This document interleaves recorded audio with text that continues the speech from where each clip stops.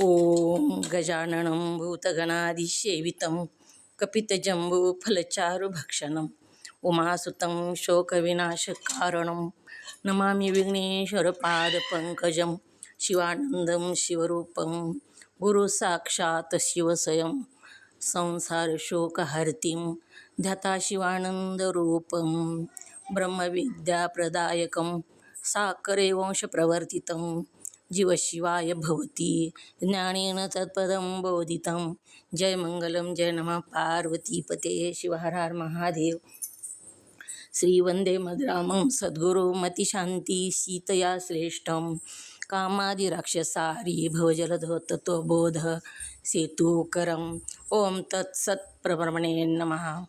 संत शिरोमणी मन्मथस्वामी महाराज की जय। सद्गुरू सिद्धारूढ स्वामींच्या चरणी वंदन करून श्रोत्रिय ब्रह्मनिष्ठ सद्गुरू शिवानंद स्वामी परभणीकर माझ्या हृदयामध्ये स्थापित करून सद्गुरू पंडित पितांबरजींना वंदन करून जगद्गुरू शंकराचार्यांना वंदन करून जगद्गुरू पंचाचार्यांना वंदन करून लिंगायक्य गुरु महालिंगेश्वर शिवाचार्य महाराज यांच्याही चरणी अनंत कोटी प्रणिपात करून श्रोत्रिय ब्रह्मनिष्ठ सद्गुरू महादेव कुंभार अप्पाजी यांच्याही चरणी शिरसाष्टांग प्रणिपात करून तुम्हा सर्व मुमुक्षु साधकांच्या चरणी विनम्र अभिवादन करून पंचीकरण ग्रंथामध्ये प्रवेश होऊया। पंचीकरण ग्रंथाचं पान नंबर 183 काढा। कालच्या भागामध्ये आपण वृत्तीव्याप्ती आणि फलव्याप्ती बघितलं। तर आता वृत्तीव्याप्ती कशाला म्हणतात आणि फलव्याप्ती कशाला म्हणतात ही तुम्ही सांगायचं आहे। आज एकदा मी सांगते, पुन्हा तुम्ही सांगायचं, म्हणजे तुम्हाला कळलं का। वृत्तीव्याप्ती म्हणजे अंतःकरणाची जी वृत्ती आहे ती समोरची कोणतीही वस्तू असो, काल ऐकल्यामुळं आज लक्षात येते थोडं, घट ठेवलेला आहे समोर, अंतःकरणाची वृत्ती नेत्राद्वारे त्या घटापर्यंत जाते आणि घटापर्यंत जाऊन ती वृत्ती घटाचा आकार घेते, म्हणजे घटासारखीच होते, चिदाभासाला घेऊन जाते आणि घटाचा आकार घेते, त्यालाच वृत्तीव्याप्ती असं म्हणावं। आणि ती घटाचा कोणती वस्तू आहे समोर ठेवलेली, अनेक वस्तू असतात ना, मग जेव्हा ती वृत्ती तिथं गेली आणि ती कोणती वस्तू ह्याचं ज्ञान झालं, ते ज्ञान होणं म्हणजेच फलव्याप्ती। वृत्ती तिथं गेली आणि त्या समोरच्या वस्तूचा आकार घेतला त्या वृत्तीनं। समजा घट ठेवला आहे समोर आता आणि वृत्ती चिदाभासाला घेऊन नेत्राद्वारे त्या घटापर्यंत गेली आणि घटाच्या आकाराची झाली ती वृत्ती। वृत्ती घटाच्या आकाराची झाली, पण ती कोणती वस्तू आहे हे ज्ञान होण्यासाठी काय लागतं, फलव्याप्ती लागते। फलव्याप्तीने ते ज्ञान होतं, कोणती घट आहे का दुसरी कोणती वस्तू आहे, अनेक वस्तू आहेत, खुर्ची ठेवलेली पुढे का घट ठेवलेला आहे का टेबल आहे का कूलर आहे का, म्हणजे वस्तू कोणती आहे ही जेव्हा लक्षात येतं, आपल्याला ज्ञान होतं, तेव्हा त्याला काय म्हणावं, फलव्याप्ती। तर फलव्याप्ती जी आहे, आपल्याला आत्म्यात स्वरूप ज्ञान होण्यासाठी वृत्तीव्याप्तीचीच आवश्यकता आहे, फलव्याप्तीची नाही, असं सांगू लागलेले आहेत। मग आत्मस्वरूप कसं आहे, तर म्हणजे ज्ञानस्वरूप आहे ते आत्मस्वरूप जे आहे ती दिव्यासारखे प्रकाश, स्वयंप्रकाश आहे। स्वयंप्रकाश असल्याकारणानं तिथं फलव्याप्तीची आवश्यकता नाही। काल आपण दृष्टांत बघितला, माटाखाली एक रत्न ठेवलेले, स्वयंप्रकाशित रत्न किंवा दिवा, लक्षात जसं येईल तसं। मग वृत्ती आपली त्या माटापर्यंत गेली, माटाच्या आकाराची झाली, पण जोपर्यंत अंधार आहे तोपर्यंत वृत्तीसुद्धा तिथपर्यंत जात नाही आणि त्याचा आकार पण घेत नाही। घटापर्यंत जाण्यासाठी काय लागतो, प्रकाश लागतो, म्हणून हातामध्ये दिवा घेऊन जावं लागतं तिथपर्यंत। दिवा घेऊन गेल्यानंतर जी वृत्ती आहे ती घटाचा आकार घेते घटाच्या आकाराची होऊन बसते, म्हणजेच घटही लक्षात येतं आपल्या. घटाच्या आकाराची वृत्ती झाली त्याला वृत्तीव्याप्ती, आणि घटही आपल्या कळालेपणा म्हणजेच फलव्याप्ती. पण घटही कळालं, मग तिथं एक दंडा हातात घेऊन गेली आणि ती घट फोडला, तर पुन्हा तिथं फलव्याप्तीची गरज नाही, तिथं दिवा घेऊन जाण्याची गरज नाही. स्वयंप्रकाशित तो त्याच्या खालचं रत्न, त्याच्या खालचा दिवा आहे ते आपल्याला कळतो. दिवा फेकून दिला तरी काही हरकत नाही, कारण त्याच्या खालचा जी दिवा असतो त्याचा प्रकाश सगळीकडं पडतो. मग ही घट म्हणजे काय? घट कशाला म्हणावं? पालथा घातलेला घट म्हणजेच अज्ञान आहे, अज्ञानरूपी अंधकार आहे. आणि काय ही अज्ञान कशानं फोडून टाकायचं? कोणचा दंडा हातात घ्यायचा आहे? तर विवेकाचा. सत काय आणि असत काय? मी कोण आहे? मी सत्य का असत्य, ध्येय का आत्मा आहे? ही सत्य असत्य ह्याचा विचार विवेक हातात घेऊन जायचं आहे. आणि अज्ञान जी आहे, माटरूपी अज्ञान, आणि त्याच्या खाली दिवा आहे, तसं ध्येयरूपी माटचंही. ध्येयामध्ये आत्मा आहे, आणि हे ध्येयामध्ये जे अज्ञान भरलेलं आहे त्या अज्ञानाचा विवेकरूपी दंडा हातात घ्यायचा आणि फोडून टाकायचं. ते अज्ञान सगळं निवृत्त करून टाकायचं. मग अज्ञान निवृत्त झालं की मधला जो प्रकाशमान आत्मा आहे तो आपल्याला परिचयात येतो, दिसतो. प्रत्यक्ष म्हणजे अनुभवाला येतो. दिसायची वस्तू नाही, ती अनुभवायची वस्तू आहे, म्हणून तो अनुभवाला येतो. ओम नमः शिवाय. तर वृत्तीव्याप्ती कशाला म्हणावं सांगून बघा सगळेच, वृत्तीव्याप्ती आणि फलव्याप्ती. बोला नंदा काकी, कशाला म्हणा वृत्तीव्याप्ती? ओम नमः शिवाय. वृत्तीव्याप्ती अंतःकरणाची वृत्ती नेत्राद्वारे चिदाभास घेऊन घटापर्यंत जाते, घटाचा आकार धारण करते, त्याला वृत्तीव्याप्ती असे म्हणावे. फलव्याप्ती कशाला म्हणावं? ओम नमः शिवाय. फलव्याप्ती अंतःकरणाची वृत्ती चिदाभासाला सोबत घेऊन पदार्थापर्यंत जाते आणि आवरणाचा भंग करते, मग घटाचे ज्ञान होते, त्याला फलव्याप्ती असे म्हणावे. ओम नमः शिवाय. बोला अजून कोणाच्या लक्षात आलंय? मीनाताई बोला. आलं का? हो आलं. मीनाताई बोला. सांगू का? एक जण सांगा. सांगा काकू सांगा, पुन्हा सांगताल मीनाताई. ओम नमः शिवाय. ओम नमः शिवाय ताई. वृत्ती व्याप्ती कशाला म्हणतात? अंतःकरणाची वृत्ती चिदाभासाला घेऊन नेत्राद्वारे घटापर्यंत जाते, घटाचा आकार धारण करते, त्यालाच वृत्ती व्याप्ती असे म्हणतात. बरोबर सांगितलं. ओम नमः शिवाय. बरोबर सांगितलं. सुनंदाताई फलव्याप्ती सांगा.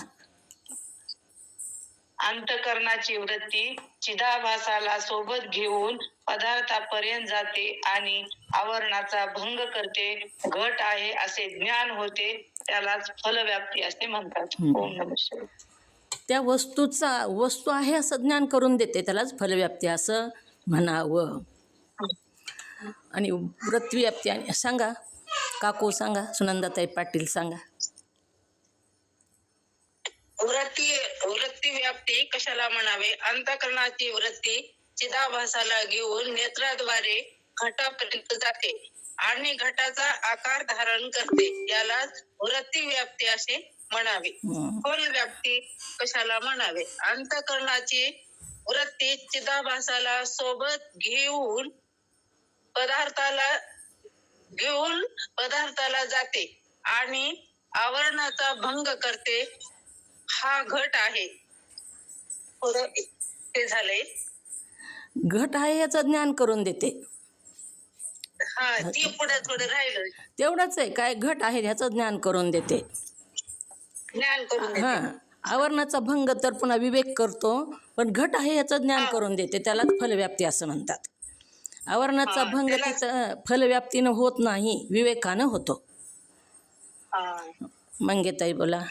मंगेताई, वृत्ती कशाला म्हणावं ही सांगा आता. व्रती कशाला म्हणावं? ओम नमः शिवाय. लक्ष्मीताई बोला, व्रती कशाला म्हणावं? हां बोला. वृत्ती कशाला म्हणावे? अंतःकरणाची वृत्ती चिदाभासाला घेऊन नेत्राद्वारे घटापर्यंत जाते आणि घटाचा आकार धारण करते. याला अंतःकरणाची वृत्ती असे म्हणावे. वृत्ती व्याप्ती म्हणावं. वृत्ती व्याप्ती. हां, वृत्ती वेगळं आणि वृत्ती व्याप्ती वेगळं. ठीक. वृत्ती व्याप्ती असं हां ओम नमः शिवाय. अंतःकरणाच्या परिणामाला वृत्ती म्हणतात का? हां बरोबर. वृत्ती वेगळं. लक्ष्मी तुम्हाला वृत्ती विचारलं, तुम्ही वृत्ती व्याप्ती सांगितलं, पण वृत्ती व्याप्ती बरोबर सांगितलं. हो, मी लिहून घेतलेले मागच्या वेळेला. लक्षात आलं नाही ते. नुसती वृत्तीची व्याख्या सांगायची. बरोबर. वृत्ती व्याप्ती म्हणतात. आता चिदाभासाला घेऊन जाते वृत्ती. मग चिदाभास कशाला म्हणावं? तर चिदाभास कशाला म्हणावं? चैतन्यासारखं दिसतं, चैतन्यासारखं भासतं ते, पण चैतन्याचं लक्षण त्यात एकही नसतं, त्याला चिदाभास असं म्हणावं. चैतन्यासारखं भासतं पण चैतन्याचं एकही लक्षण त्याच्यामध्ये नसते, त्याला चिदाभास असे म्हणावे. लिहून घ्या, कुणाला घ्यायचं आहे ती चिदाभासाची व्याख्या. चैतन्यासारखे भासते परंतु चैतन्याचं एकही लक्षण त्याच्यामध्ये नसतं, त्याला चिदाभास असे म्हणावे. तर फलव्याप्ती आणि वृत्तीव्याप्ती आलं लक्षात. आता का सांगायचं आहे कोणाला? घेऊ का पुढचं? जयश्रीताई कशाला म्हणा वृत्तीव्याप्ती?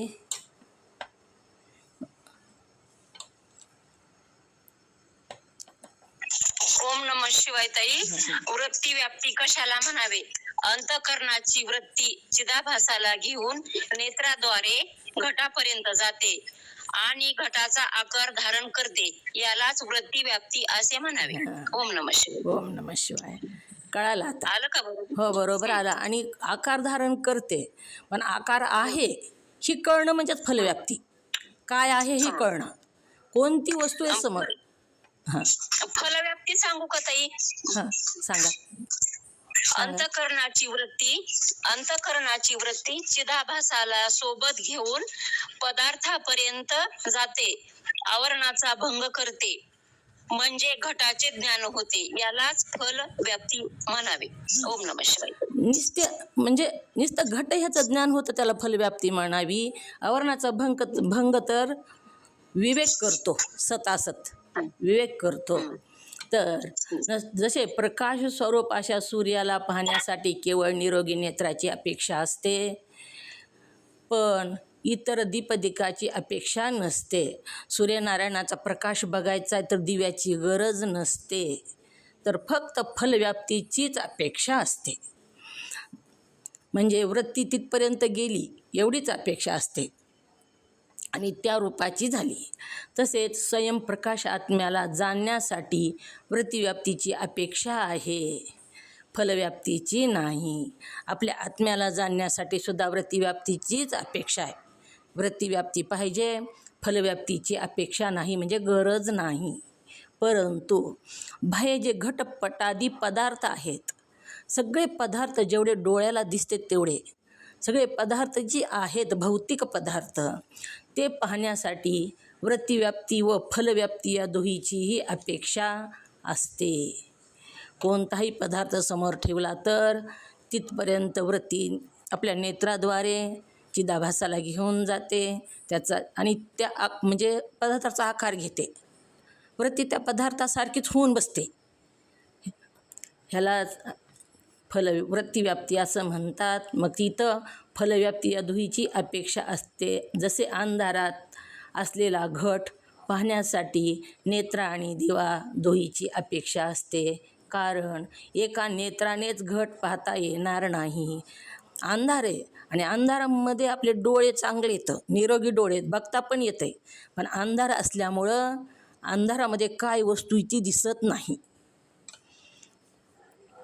तसेच चिदाभासा वाचून केवळ जड ज्या अंतकरणाच्या वृत्ती त्याच्या योगाने जड पदार्थ पाहता येणे शक्य नाही.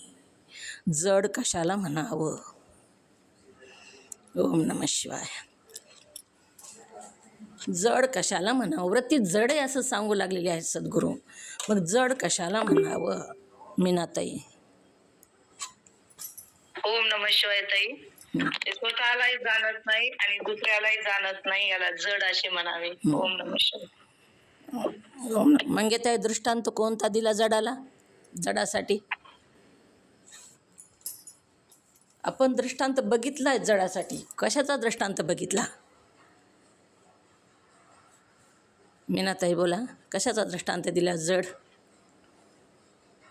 3 घटाचा दिलाय ते, मातीच्या घटात. कसा कसा सांगा ना. 3 घट असतात.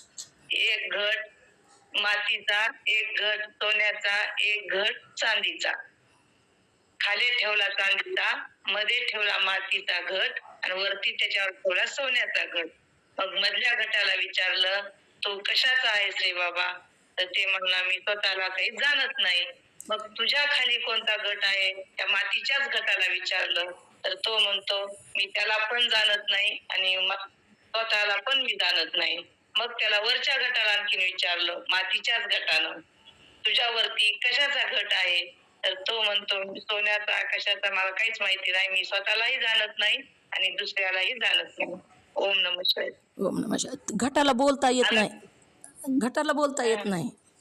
घटाला विचारलं तर तो सांगतच नाही काहीच. तू कशाचा आहेस म्हणल्यानंतर घट बोलतो का हो? आता आपण ठेवले घट, तर आपण त्याला विचारलं तर बोलता येत नाही त्याला. त्याच्यामध्ये चैतन्यच नाही ना, जड आहे तो, म्हणून त्याला बोलता येत नाही. पण आपण त्या मातीच्या घटाला जर विचारलं तो कशाचा आहेस बाबा, तर ते स्वतः सांगू शकत नाही मी कशाचा आहे म्हणून. मग त्यालाच विचारलं, तुझ्या खालचा घट कशाचा आहे? ते पण सांगू शकत नाही ती काहीच. त्याला विचारलं, तुझ्या वरचा घट कशाचा आहे? ते पण सांगू शकत नाही. म्हणून तो स्वतःलाही जाणत नाही आणि दुसऱ्यालाही जाणत नाही. ही जडाचं लक्षण आहे. मग इथं काय सांगितलं आहे? चिदाभासा वाचून केवळ जड ज्या अंतकरणाच्या वृत्ती कशा आहेत? जड आहेत अंतकरणाच्या वृत्ती. स्वतःलाही जाणत नाहीत आणि दुसऱ्यालाही जाणत नाहीत. म्हणून ही वृत्ती जी आहे ती चिदाभासाला घेऊन जाते. त्यांच्या योगाने जड पदार्थ पाहता येणे शक्य नाही. जड वृत्तीनं दुसरा जड पदार्थ पाहता येत नाही. आपण आताच बघितलं. मग घट जो आहे मातीचा मधला, ती स्वतःलाही जाणत नाही आणि खालच्याही घटाला जाणत नाही आणि वरच्याही घटाला जाणत नाही.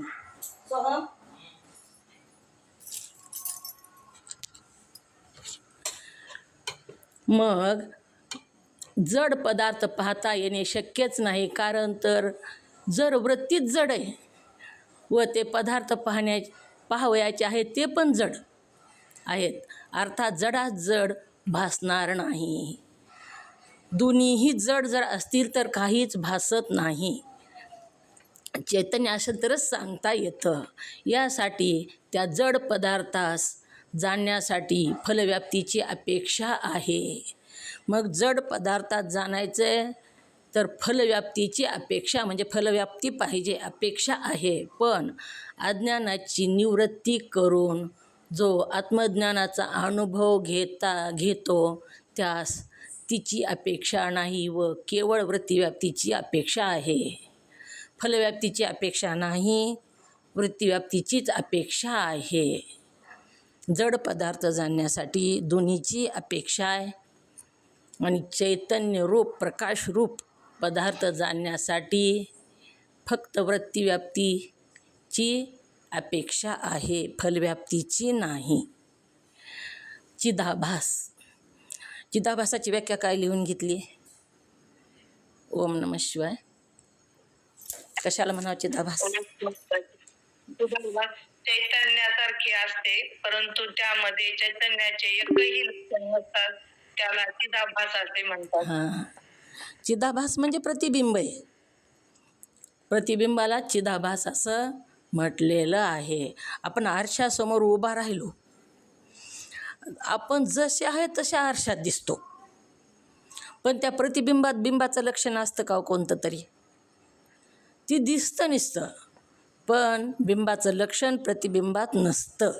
आरशामध्ये आपलं प्रतिबिंब दिसतंय, पण आपल्यासारखं सगळं दिसतं, तरीसुद्धा त्याच्यामध्ये आपलं लक्षण त्या प्रतिबिंबामध्ये नसतं. तसंच सांगू लागलेले आहेत.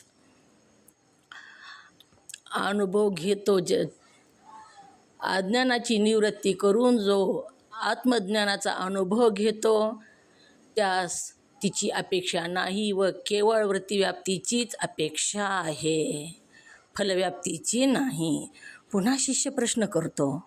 शिष्य म्हणतात, गुरु महाराज, वृत्तीच्या योगाने आत्मा जाणला जातो, तर वृत्ती दृष्टी झाली आणि आत्मा वृत्तीचा दृश्य झाला. कसा विचारतो प्रश्न? प्रत्येक आपल्या मनामध्ये जी शंका आली ती शिष्य विचारतो. ही ग्रंथ ऐकताना आपल्यासुद्धा मनामध्ये शंका येतात, आपण भेटतो विचारायला, पण सरळ विचारायच्या. गुरु महाराज, जर वृत्तीच्या योगाने आत्मा जाणला जातो, तर मग वृत्ती काय झाली? दृष्टी झाली. आणि आत्मा काय झाला? दृश्य झाला. दृश्य म्हणजे पाहून घेतो त्याला दृश्य म्हणावं. दृष्टी म्हणजे द्रष्टा दृष्टी, पाहतो त्याला दृष्टा म्हणावं. इथं स्त्रीलिंगी वृत्ती असल्यामुळं दृष्टी असं दिलंय. दृष्टी झाली व आत्मा वृत्तीचा दृश्य झाला. आणि तसे झाले असता आत्मा मनाला आणि वाणीला अगोचर आहे असे जे श्रुतीचे म्हणणे ते अप्रमाण ठरेल, तर त्याची समाधानपूर्वक एकवाक्यता कशी करावी? तुम्ही तर आत्मा अद्वितीय सांगितला, एकच आहे असं सांगितला, श्रुतीतसुद्धा तसंच सांगितलं आहे, आणि इथं तर द्वैत भासायलं आहे. दृष्टी वेगळी आणि दृश्य वेगळं असं तुम्ही आत्ताच वरी सांगितलं. तिथं सांगितलं ना, वृत्ती वेगळी आणि वृत्ती चिदाभासाला घेऊन आत्मा म्हणजे आत्मा वेगळा आणि वृत्ती वेगळी असं तुम्ही सांगितलं. वृत्तीच्या योगाने आत्मा जाणता येतो, मग वेगळी असल्याशिवाय वेगळाच आत्मा झाला ना. वृत्तीच्या योगाने जाणता येतो म्हणजे दृश्य झाला, असं प्रश्न विचारू लागला शिष्य. तर मग वृत्ती दृष्टी झाली आणि आत्मा दृश्य झाला. दृश्य पदार्थ कशाला म्हणावा आणि दृष्ट कशाला म्हणावं ही कळल्याशिवाय पुढचं कळत नाही. कशाला म्हणावं दृष्टा? दृष्टी दृष्टा एकच आहे. दृष्टा कशाला म्हणावं?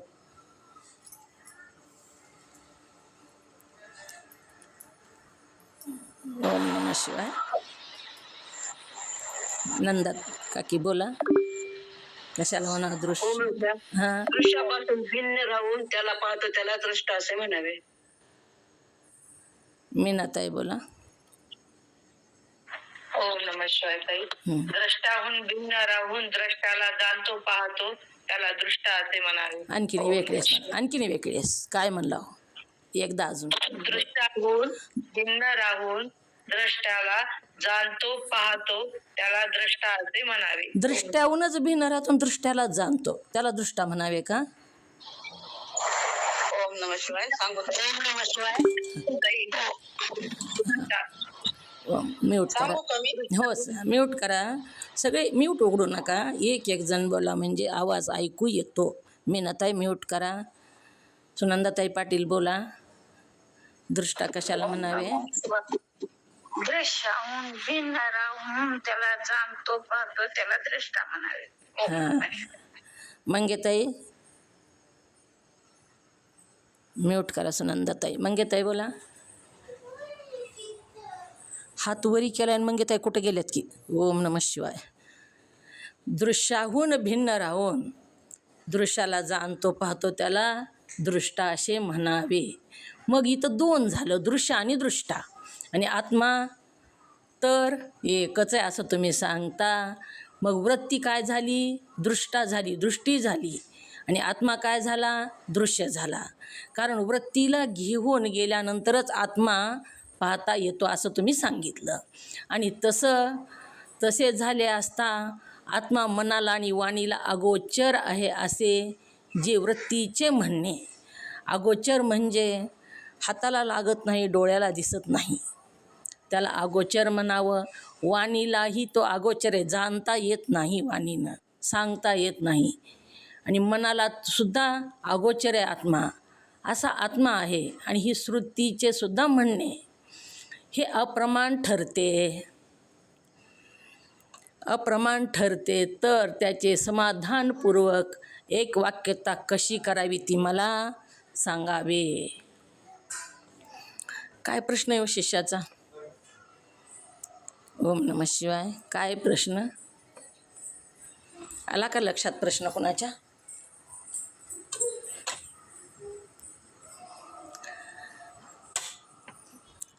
इथं 2 झालं असा आहे प्रश्न.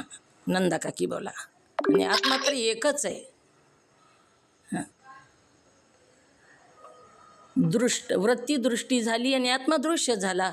वृत्तीद्वारे आत्म्याला जर जाणलं तर असा प्रश्न आहे. ते मला एकता करून सांगा. गुरु म्हणतात, अरे बाबा, मन आत्म्याला दृश्य पदार्थाप्रमाणे आपल्या पाहण्याचा विचार करून काही पाहत नाही. मन दृश्य पदार्थासारखं नाही. मन कसं अदृश्य आहे. मन दृश्य पदार्थासारखं नाही. मन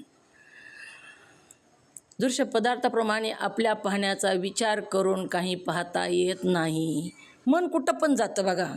दृश्य पदार्थ समोर असला तरच दिसतो, पण मनाचं तसं नाही.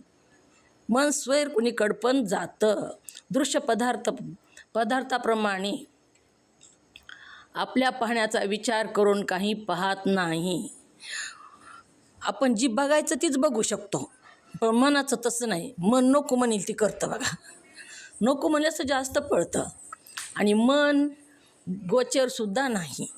आपण लहान बाळाला विचारलं, तुझा डोळा कुठे, तर ते हात लावून सांगतं. तुझं तोंड, मुख कुठे, दात कुठे जर विचारलं तर ती काय करतं, तिथं हात लावून सांगतं. तुझा कान कुठे म्हणलं की सांगतं. पण मन कुठे म्हणल्यावर सांगता येतं का हो? सांगता येत नाही. तो येत नाही. म्हणून मन आत्म्याला दृश्य पदार्थाप्रमाणे आपल्या पाहण्याचा विचार करून काही पाहत नाही. ज्याला पाहायचं त्यालाच विचार करून काही मन पाहत नाही. तर मनाच्या द्वाराने विचार करून अविद्या आणि ध्येयध्यास यास निवृत्त करून मनाच्या द्वारानं मन आपलं ऐकत नाही. करू नको म्हणेल ती करतं. एकदा सद्गुरू माऊलीने, एक साधक होता आणि साधक तो साधना करू लागला. खूप साधना केली त्याने, पण थोडा अहंकार आला साधनेचा त्याला. सद्गुरूकडे गेला आणि सांगू लागला अहंकाराने बोललेले शब्द वेगळेच असतात बघा. तेच शब्द पण नम्रतेने बोललेले वेगळे असतात आणि अहंकारानं शब्द बोललेले वेगळेच असतात. त्याच्या शब्दामध्ये अहंकार दिसला सद्गुरू माऊलीला. तेव्हा सद्गुरू म्हणू लागले, एवढा जप केला मी, म्हणून सांगू लागला, मी 5 लाख जप केला, 10 लाख जप केला. तेव्हा सद्गुरूंनी सांगितलं, इथून पुढे पण जप कर म्हणले, पण जप करताना मन एकाग्र कर आणि जप कर. दुसरं काही जरी मनात आलं तरी हरकत नाही, पण माकडाला मनात येऊ देऊ नको म्हणले. त्यानं आसन टाकल्याबरोबर आधी मनात माकड येऊन बसायलं. म्हणजे मन आपलं ऐकत नाही. मन जी पाहायचं आहे ती पाहत नाही असं सांगा. पदार्थाप्रमाणे आपल्या आत्म्याला दृश्य पदार्थाप्रमाणे आपल्या पाहण्याचा विचार करून काही पाहत नाही. आपल्याला जी बघायचं ते आपण जाऊन बघू शकतो, पण मन तसं नाही. मन स्वैर पडतं, विचार करून ती काय पाहत नाही. तर मनाच्या द्वाराने विचार करून अविद्या आणि ध्येयध्यास यास निवृत्ती करून स्वतः आत्मा असल्याचा स्वरूपाचे प्रकाशतो. मनाच्या द्वाराने विचार करता येतो. आणि मनाच्या द्वाराने विचार करून काय करायचं आहे तर अविद्या कशाला म्हणावं? ओम नमः शिवाय. अविद्याचा अर्थ काय? ओम नमः शिवाय. हां, अज्ञानाला विद्या म्हणावी का? हो, अज्ञानालाच अविद्या म्हणावं. ओम नमः शिवाय. बरोबर आहे. हो, तर मनाच्या द्वाराने विचार करून अविद्या आणि ध्येयध्यास यास निवृत्त करून मनाच्या द्वाराने विचार करायचा आहे. मन तिथं न्यायचं आहे. मन पळतं, भाष्कळ आहे मन, थांबत नाही. पण मनाला एकदा दोनदा पकडून नेलं का नाही मग तिथंच जातं ते पुन्हा. आता आपण जर कुठं ग्रंथ ऐकायला, आता तुम्हाला ग्रंथ ऐकायला बसायचं आहे इथं, तुम्ही आधी राहू द्या जाऊ द्या काम असतं त्या टायमाला असं जर म्हणलं, ग्रंथ जर नाही ऐकायला बसलात, पोथीही जर ऐकायला नाही बसलात तर ती बसू नकोच म्हणतं, जाऊ द्याच म्हणतं. पण तुम्ही जबरदस्तीनं सगळं काम आटपून जर पोथी ऐकायला बसलात 1, 2, 3 दिवस तर ते पुन्हा चल लवकर म्हणतं पोथी ऐकायला, चल लवकर आटप लवकर. म्हणजे मनाचा स्वभावच तसा आहे. म्हणून मनाने विचार करून अविद्या आणि ध्येय अध्यास यास निवृत्त करून, ध्येय अध्यास कशाला म्हणावं, अध्यास कशाला म्हणावं ते आधी सांगा. ओम नमः शिवाय. अध्यास कशाला म्हणावं?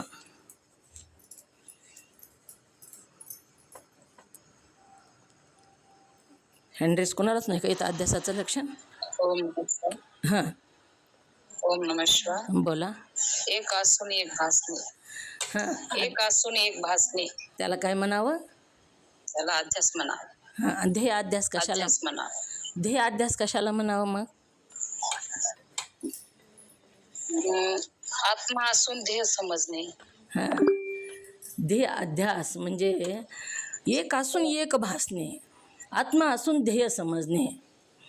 ते कसं? त्याला दृष्टांत कोणता दिला? ध्येय अध्यासाला दृष्टांत कोणता दिला? रज्जू सर्पाचा, रज्जू सर्पाचा दिला. लक्ष्मीताई बोला, कसा आहे दृष्टांत? ओम येतो का नमः सांगा. हो, बरोबर आहे. रज्जू सर्पाचा दृष्टांत आहे. पण ती कसा दृष्टांत? एक असून एक भासणे. कसं भासतं तिथे एक असून एक? लक्ष्मीताई सांगता येईल का? हां, एक असून एक नसते. म्हणजे रज्जू आहे, साप आहे पण रज्जू भासते. नाही लक्षात येणार झाले मला. ओम नमः शिवाय. सुनीता बोल. सुनीता बोलता येईल का? म्यूट करा लक्ष्मीताई. सुनीता, कसा रज्जू सर्पाचा दृष्टांत दिला? हां, मंद अंधकारात रज्जू पडलेली असताना सर्प भासतो आपल्याला. ओम नमः शिवाय. नंदा काकी बोला, कसा दिला दृष्टांत? ओम नमः शिवाय. समजा एखाद्या ठिकाणी मंद अंधकार असत आणि तिथे दोरी पडली असत तर आपल्याला ती सापासारखी भासते. ती दोरी असते पण ती सापासारखी भासते आपल्याला. कशामुळं? बरोबर. कशामुळं भासते? ती आपल्याला अध्यासामुळे भासते. मंद अंधकारामुळे भासते. तिथं जर प्रकाश असता तर दोरी भासली नसती ना. आपल्याला दोरी दिसली असते. आणि गडद अंधार असता तर तिथं जर काही दिसलं नसतं. हां, अंधार असत काही दिसलं नसतं. प्रकाश असला तर दोरी दिसली असती. पण तिथं मंद अंधकार होता म्हणून आपल्याला ती सापासारखी भासली. हां, बरोबर. मंद अंधकारामुळं. भासली. हो, ओम नमः शिवाय. बरोबर आलं काकी. मंद अंधकाराच्या योगानं तिथं ती रज्जू होती पण तिथं सर्प दिसला. त्याला सर्पाला अधिष्ठान काय आहे? तिथं रज्जू अधिष्ठान आहे सर्पाला. अधिष्ठानाशिवाय अध्यस्त वस्तू दिसत नाही. म्हणून अविद्या आणि ध्येय अध्यास यास निवृत्त करून, म्हणजे मी आत्मा असताना देह आहे असं जी मी आपल्या मनाचा दृढ निश्चय केलेला आहे, मी ध्येयच आहे असं आपण म्हणतो. आणि मी ध्येय आहे म्हणतो म्हणूनच वाद भांडण जे होतं ना, मी तोपणा त्याच्यामुळंच होतो. आत्मा मी म्हणल्यावर ह्याची काहीच आवश्यकता नाही. सगळीकडं अशा साधकाला ज्याने आत्म्याचं ज्ञान करून घेतलं आहे त्या साधकाला सगळीकडं आत्माच दिसतो बघा. सगळ्यामध्ये तोच आहे असं भासतं. ईश्वरच आहे, आत्मदेवच आहे. जसं एखादं मोठं शोरूम आहे आणि सगळ्या बाजूला आरसे असतात लावलेले. आपण मध्ये गेलो तर सगळीकडं बघितलं तर आपलं स्वरूप दिसतं आपल्याला सगळ्या चारी बाजूच्या आरशामध्ये. तसं ब्रह्मज्ञानी आत्मज्ञानी जे महात्मे असतात ते द्वैत मानतच नाहीत. त्यामुळं ते शांत असतात. त्यांच्या मनात कोणतंच द्वैत नसतं आणि काम क्रोध काहीच येत नाही. द्वैतच नाही तर कशाला काहीच येत नाही दुसरं. म्हणून अविद्या आणि ध्येय अध्यास यास निवृत्त करून अज्ञानाची निवृत्ती करायची. जी माठ आहे ती दंडा घेऊन जाऊन फोडून टाकायचा आहे माठ. मग ही जी विवेकरूपी दंडा हातात घ्यायचा आहे ना, अज्ञानाचा माठ अज्ञान काढून टाकायचे. विवेक कशाला म्हणावं? विवेक कशाला म्हणावं? ओम नमः शिवाय.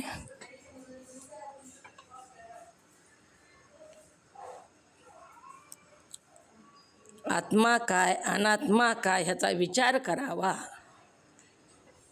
आत्मा अनात्मा विचार करायचा आहे. मी ध्येय आहे का आत्मा आहे, आणि सजातीय प्रवाहामध्ये राहायचे सारखं. म्हणजे ध्येयध्यास निघून जातो आणि अज्ञानाची निवृत्ती होऊन ध्येयध्यास निघून जाऊन निवृत्त करून स्वतः आत्मा आपल्याच स्वरूपाचं प्रकाशित आरशाच्या साधनाने मनुष्य आपलेच तोंड आपण पाहतो. पुढे दृष्टांत दिलाय. आत्मा आपल्याच स्वरूपाने प्रकाशतो. अज्ञान आणि ध्येयध्यास निघून गेल्यावर आत्म्याचा प्रकाश स्पष्ट दिसतो. जोपर्यंत माठाच्या खाली दिवा आहे तोपर्यंत दिसत नाही, का तर माठाचं आवरण आहे वरी. पण जेव्हा माठाच्या आवरणाचा भंग झाला तेव्हा त्याच्या खालचा दिवा दिसला. तसंच आपल्यामध्ये सुद्धा जी अज्ञानाचं आवरण आहे, ह्या अज्ञानाच्या आवरणाचा भंग विवेकानं करायचा आहे. आत्मा अनात्मा विवेक. आत्मा काय आणि अनात्मा काय, आणि मी कोण आहे, आत्मा आहे का अनात्मा आहे, सच्चित आनंदरूप आत्मा आहे का असं जड दुःख अनात्मा आहे, ह्याचा विवेक करून आपल्याच स्वरूपाचं ज्ञान आपल्याला करून घेऊन प्रकाशरूप आत्मा जो आहे तो स्वतः आत्मा आपल्याच स्वरूपाने प्रकाशतो. अज्ञान निघालं की निघून गेलं की तिथं प्रकाश स्वयंसिद्ध आपलाच प्रकाश आहे. तिथं आरशाच्या साधनाने मनुष्य आपले तोंड आपण पाहतो. आरसा काही तोंड पाहत नाही. आरसा आपलं तोंड पाहतो का आपण आरशात पाहतो? आरसा आपलं तोंड पाहत नाही, आपण आरशाचं तोंड पाहतो. म्हणजे आरसा हे तोंड पाहण्याचे केवळ साधन आहे. तोंड पाहिल्यावर मनुष्य आरसाही टाकून देतो. आरशाची आवश्यकता किती वेळ आहे? आंघोळ झाल्याबरोबर आरशाकडं जातो आणि आरशात किती वेळ पाहतो आपण? नीटनीटकं आहे का ते पाहतं. केस साफ करतो, तोंड साफ करतो, पण आरशाच्या बाजूला निघतो का आरसा घेऊन फिरतो दिवसभर? आरसा घेऊन फिरत नाही, ते साधन आहे म्हणून ती सोडून देतो, पुन्हा टाकून देतो. त्याचप्रमाणे मुमुक्षु पुरुष काय करतो? मनाच्या वृत्तीने विचाराच्या द्वाराने अज्ञानाची निवृत्ती करून मनात जी वृत्ती आहे त्या वृत्तीचा वापर काय म्हणून करायले? तिथं मनाच्या वृत्तीने विचार करायचा आहे. विचार करणं म्हणजे आपलाच आपण विचार करून सत्य काय आणि असत्य काय ह्याचा निवाडा करणं. मी कोण आहे ह्याचा निवाडा करणं. विचार करायचा आहे. आपल्या मनामध्ये जे संशय आहेत, मी देह आहे का आत्मा आहे, ह्याच्याबद्दल जे संशय आहेत त्या सगळ्या संशयाचं निवारण होईल अशा प्रकारे मनात विचार करायचा आहे. कोण्याही गोष्टीचा विचार करायचा नाही, फक्त मी कोण आहे त्याचा विचार करायचा आहे. म्हशीच्या शिंगातून उडी मारण्याचा विचार करायचा नाही. एक मनुष्य अशा कापसाच्या गाड्या घेऊन जाऊ लागलेले होते. एकाने विचारलं, किती गाड्या घेऊन चालला तो? त्यांनी सांगितलं, 10 गाड्या आहेत कापसाच्या. मग ही कुठं नेता? तेव्हा त्या व्यक्तीनं सांगितलं, की आम्ही जे मिलमध्ये नेतो कापसाच्या. जिथं वस्त्र बनतात तिथं नेतो. त्यावेळेस तो विचार करू लागला, एवढ्या गाड्यामध्ये किती कापूस असेल, त्याचे किती तंतू तयार होतील, त्याचे किती वस्त्र तयार होतील. आता ही विचार किती जरी त्यानं मरुस्तर केला तरी त्याला लागेल का अंत त्याचा? तसला विचार करायचा नाही. तर कोणता विचार करायचा आहे? मी कोण आहे? आत्मा अनात्मा विचार करायचा आहे. त्यालाच विचार असं म्हणतात. आणि ते कसा करायचा आहे? तर मनाच्या वृत्तीने, विचाराच्या द्वारे अज्ञानाची निवृत्ती करून. विचार केल्याशिवाय अज्ञानाची निवृत्ती होत नाही. विचारच करावा लागतो. आपली आपण करावा विचार, त्याने सौख्य फार होय जीवा. स्वयंप्रकाश आत्म्याचा अनुभव घेतल्यावर मग त्या वृत्तीचाही त्याग करतो. या वृत्तीचा वापर करायचा आहे आपल्या अनुभव आत्म्याचं स्वरूप ओळखण्यासाठी. कसा? जसं आपला चेहरा ठाकठीक करण्यासाठी किंवा चेहरा बघण्यासाठी आरशाचा वापर करतो आणि पुन्हा आरसा सोडून देऊन आपण आपल्या कामाला लागतो. तसंच इथं वृत्तीचा वापर करून, वृत्तीचा वापर करायचा आणि काय जाणून घ्यायचं आहे? मनाच्या वृत्तीनं आपलं आत्मस्वरूप जाणून घ्यायचं आहे. मनाच्या वृत्तीनं अज्ञानाची निवृत्ती करायची. मनाच्या वृत्तीनं ध्येयध्यास जो आहे याचीसुद्धा निवृत्ती करायची. आणि पुन्हा स्वयंप्रकाश आत्म्याचा अनुभव आपल्याला आला की काय करायचं आहे? वृत्तीचा पण त्याग करायचा आहे. वृत्तीच्या योगानं आपल्या आत्म्याचा अनुभव घ्यायचा आहे. जसा आरसा वापरतो आपण तसं वृत्तीचा वापर करायचा आणि आपल्या स्वतःच्या आत्म्याचा अनुभव घेतल्यानंतर वृत्तीचा पण त्याग करून टाकायचा. वृत्ती पण जवळ ठेवायची नाही. या कारणासाठी वृत्तीव्याप्ती, फलव्याप्ती या विरहित आत्म्याचे स्वाभाविक जसे स्वरूप आहे तसेच सांगितले. ही दोन्हीचाही त्याग करून जसा आत्मा आहे तसा आपल्याला जाणून घ्यायचा आहे. शिवाय ते आत्मस्वरूप सदा उदय पावलेले व स्वयंप्रकाश आहे. आत्मस्वरूप मावळलेलं नाही. सूर्य उगवतो आणि मावळतो, चंद्र उगवतो मावळतो, पण आत्मा उगवतही नाही आणि मावळतही नाही. सदा उगवलेलाच येतो. आत्मस्वरूप सदा उदय पावलेले, सारखा अखंड तो उगवलेला आहे, अखंड स्वयंप्रकाशित येतो. म्हणून वरी काय सांगितले दोह्यामध्ये बघा तुम्ही, वृत्तीव्याप्ती फलव्याप्ती विना, दोन्ही पण नको आहे. आता एकदा ज्ञान झालं की जे म्हणू ते मग स्वरूप जसं आहे तसं स्वरूप आपल्याला जाणून घ्यायचं आहे. सदा उदित स्वयंप्रकाश छे मनवाणी बिनरूप, सदा अखंड प्रकाशरूप असणारा आणि मनाला आणि वाणीला सुद्धा अगोचर असणारा आत्मा आपल्याला जाणून घ्यायचा आहे. आलं का लक्षात? येले का लक्षात? ओम नमः शिवाय. मनाच्या वृत्तीने विचाराच्याद्वारे अज्ञानाची निवृत्ती करून स्वयंप्रकाश आत्म्याचा अनुभव घेतल्यावर मग त्या वृत्तीचाही त्याग करतो. मनाच्या वृत्तीने विचाराच्याद्वारे कशाचा अनुभव घ्यायचा आहे? ओम नमः शिवाय. ही साधन आहेत मनाची वृत्ती आणि विचार. तर ह्या साधनानं आपल्याला कशाचा अनुभव घ्यायचा आहे? स्वयंप्रकाश आत्म्याचा अनुभव घ्यायचा. हां, कशानं घ्यायचा आहे स्वयंप्रकाश आत्म्याचा अनुभव? मनाच्या वृत्तीने विचाराच्या द्वारे अज्ञानाची निवृत्ती करून. हां, बोला की अर्ध. स्वयंप्रकाश आत्म्याचा अनुभव घ्यायचा. ओम नमः शिवाय. लक्ष्मीताई बोला, म्यूट करा काकी. ओम नमस्कार ताई. आत्म्याचा अनुभव घ्यायचा मनाच्या वृत्तीने विचाराच्या द्वारे आणि अज्ञानाचा निवृत्ती करून स्वयंप्रकाश आत्म्याचा अनुभव घ्यायचा. हां, स्वयंप्रकाश कशाला म्हणावं? स्वयंप्रकाश. ओम नमः शिवाय ताई स्वयंप्रकाश म्हणावे. सगळ्यांनीच म्यूट उघडल्यावर आवाज येत नाही बरं का. एक जण बोला. लक्ष्मीताई बोला आधी, जयश्रीताई म्यूट करा, पुन्हा सांगा तुम्ही पण. स्वयंप्रकाश कशाला म्हणावं लक्ष्मीताई? हां, स्वतःचा प्रकाश देतो त्याला स्वयंप्रकाश म्हणावे. आता तुम्ही म्यूट करा. बोला जयश्रीताई. स्वयंप्रकाश कशाला म्हणावे? जयश्रीताई कोटे.